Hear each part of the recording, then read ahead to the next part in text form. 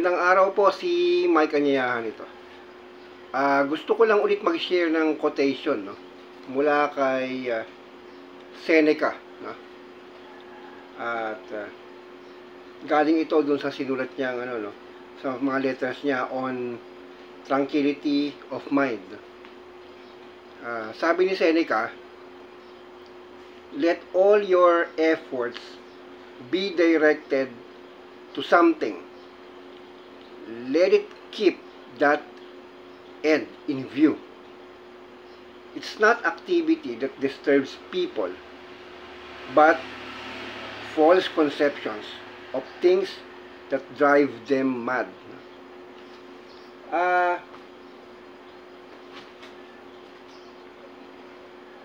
Narinig nyo na yung yung salitang pag mali na yung inumpisahan mo, mali na yung yung magiging resulta, no? At totoo 'yon, no? So ibig sabihin, meron tayong meron tayong mga goal. At may mga kaparaanan, no? At hindi pwedeng yung goal ay tama at yung paraan ay mali, no? So para sa mga Stoics, no? Nagbibigay tayo ng ng importansya sa proseso, sa tamang kaparaanan, no? In fact, no, mas pipiliin nating gumawa ng tama, no? O piliin yung tama kung ang resulta naman ay ay pagkakamali, mas dito na tayo sa tama, no?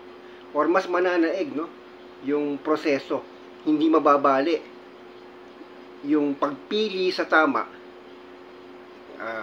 o sa paggawa ng tama kaysa doon sa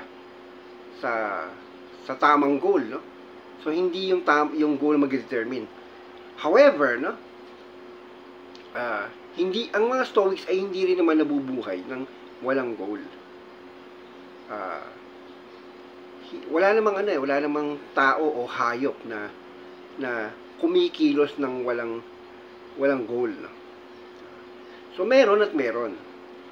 Ang pinagkaiba lang ay meron talagang mga tao na yung goal yung nagdadirect at nagsasabi.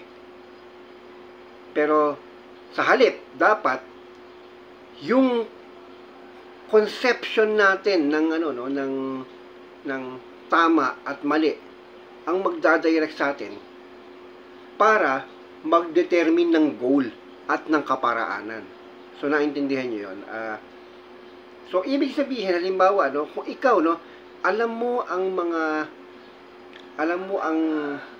base sa pagkatuto mo o lesson mo sa karanasan mo, no?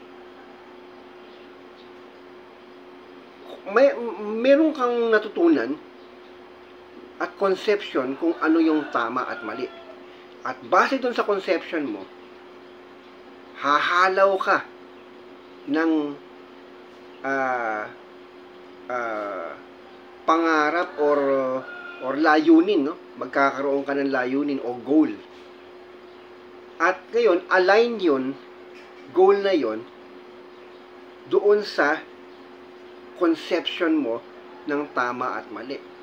At ngayon, bubuo ka ng kaparaanan para ma-achieve yung goal na align din sa conception mo, di ba? So, ang nangyayari kasi kung wala tayong goal, minsan doon sa ginagawa natin, naliligaw tayo. At pag naligaw tayo sa ginagawa natin, nagkakaroon tayo ng false conceptions. At doon tayo na naloloko, nasisira ang ulo, nababaliw. Dahil kung ano-ano na lang yung pinagsasabi natin o pinag-iisip natin. Hindi, itong tama, hindi, itong mali, ganyan. So, hindi natin inaral, no? Hindi natin inaral ang buhay natin. Hindi natin inaral lahat, no? Di ba? Kaya pagpapasok ka nga sa, sa negosyo, di ba? Dapat alam mo yung negosyo, no? So kapag ka alam mo yung negosyo, alam mo yung kalakaran, ano ba yung tama at mali doon sa isang klase ng negosyo, di ba? So ngayon, bago ka magsimula, alam mo na yung tama at mali, di ba? Magkakaroon ka ng goal. At yung goal mo, may kaparaanan ka, di ba? So syempre, yung kaparaanan mo ay bunga na rin yan ng pagkakaalam mo kung ano ang tama at mali sa larangan ng negosyo na yun. Hindi yan dahil sa ito yung sinasabi ng goal, no? Ito yung goal, dapat ito ka. So halimbawa, nagnegosyo ka na ang sa isang no, sa isang klase ng negosyo ang bawa pagkain, no, ang markup mo lang ay around 30% or 50%, no. So hindi yan katulad ng real estate na pwede kang mag-markup o magpatong o mag-over ng times 5 o mga ganon, di ba? So ganito. Ngayon, biglang-bigla, no, along the way, no, dahil ang goal mo ay kumita, no, nagpatong-patong ka na. Yan ang paraan mo, magpatong ng napakalaki. Pero yung presyo mo mas malaki kumpara doon sa kalaban mo. So ngayon, ano nangyari sa iyo? So isang halimbawa yung mga ganon, no? So ngayon ikaw ang goal mo ngayon ay hindi, ang tingin mo sa buhay ay dapat maging komportable at mapayapa ang buhay, no? So ito yung tama, no?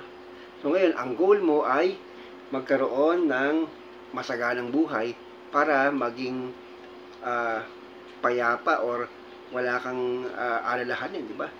So tapos ngayon ang kaparaanan mo ay gagawa ka ng hindi maganda para maging masagana ang buhay mo.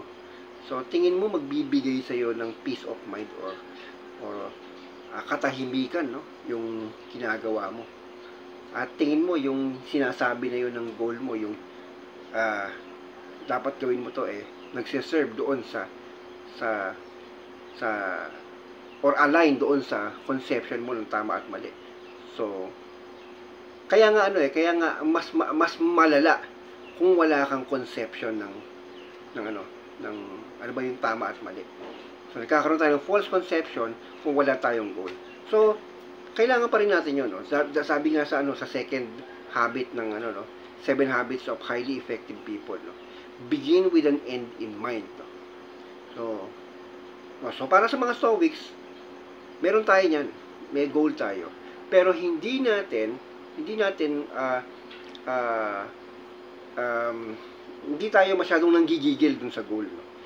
Hindi natin masyadong ine-expect na mangyayari yung goal na yon. Ang importante may goal ka, no? At ginagawa mo yung mga tamang paraan para ma-achieve yung goal na yon. At yung goal na yon at yung kaparaanan mo ay dapat align doon sa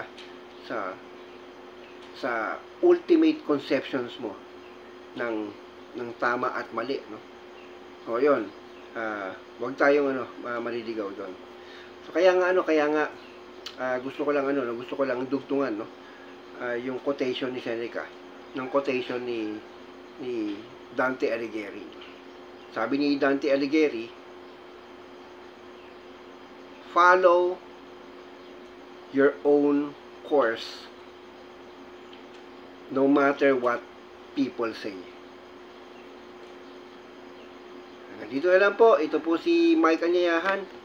May the force be with you.